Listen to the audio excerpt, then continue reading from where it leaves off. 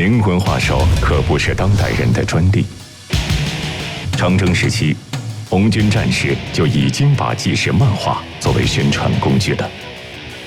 旧衣服、乱头发，这是真实的红军大哥，更是今天仅存的长征纪录片。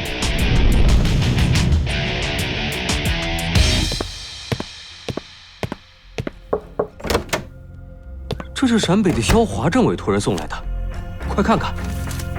这是长征漫画，太珍贵了。1938年，中共地下党员阿英收到了这些陕北寄来的漫画照片。此时，国家正遭受着日本最残酷的侵略。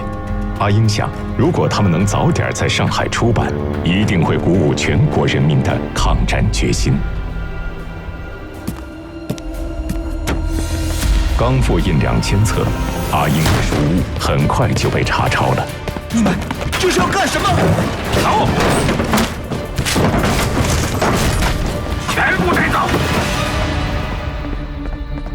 西行漫画没有了再版的机会，但流传下来的画册带人们见证了那场人类历史上罕见的行军。1931年，瑞金，中华苏维埃共和国临时中央政府宣告成立，这是中国共产党创建的第一个面向全国的红色政权。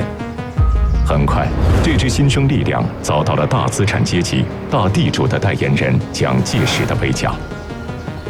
反观红军方面，中共中央领导人博古、共产国际军事顾问李德，先是盲目攻打大城市，后又实行保守主义的防御战略，致使红军第5次反围剿失败了。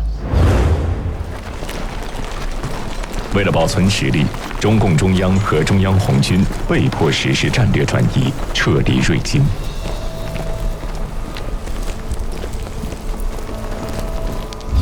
参加红军前，黄震曾在上海学画，尽管有敌军追堵拦截，他也没有放下手中的画笔。在行军战斗间隙，他将途中所经历的事件用素描记录了下来。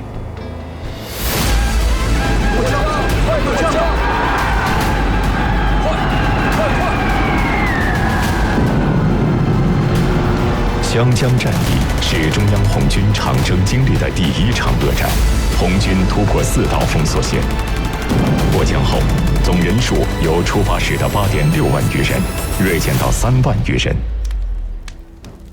经过生死存亡的考验，在黄震笔下，除了惨痛的代价，更多的是希望的曙光。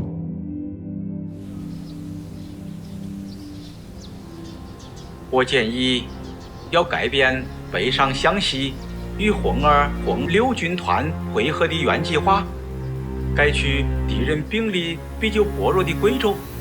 红军途经湖南怀化，谁也没想到这个决定竟挽救了红军。在遵义，红军收获了一场大胜，开饭了，黄震笔下的俘虏们多得溢出了画框。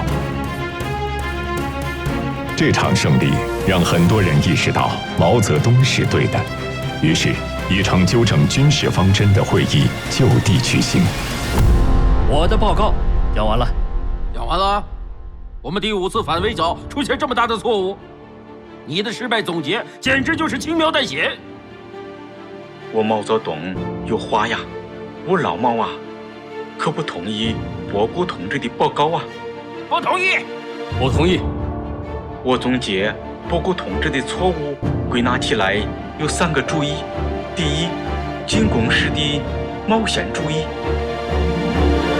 我提议，为了扭转现在不利的局势，应该让毛泽东同志出来领导和指挥红军，同时取消李德、博古军事指挥权。大家没有异议的话，我宣布一下决议：一，增选毛泽东同志为中央政治局的常委；二，取消3人团，毛泽东同志为周恩来在军事指挥上的帮助者。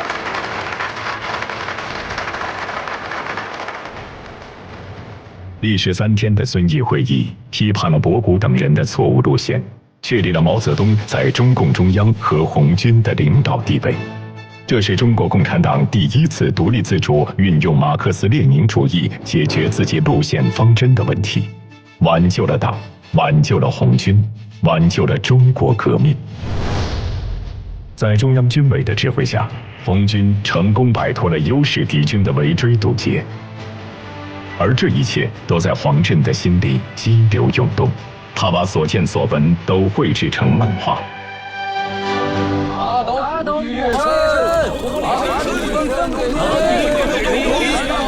一路上，红军战士打土豪、分田地、讲政策、耍标语，以自身严格的纪律，把革命真理传播到全国广大地区。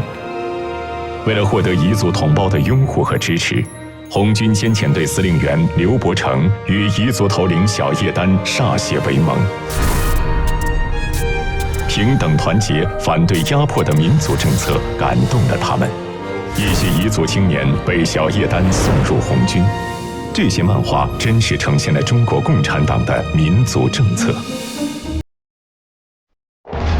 25000里长征，黄震画了一路。这支平均年龄不到30岁的军队，他们用鲜血染红了长征的道路，在全国撒下了革命的火种。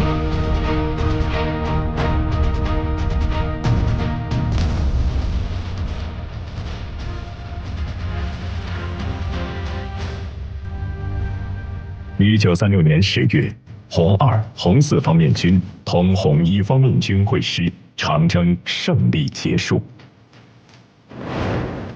此后，中国共产党以陕北为根据，担负起了中国革命的新任务。400-500张画稿，最后只留下了25张。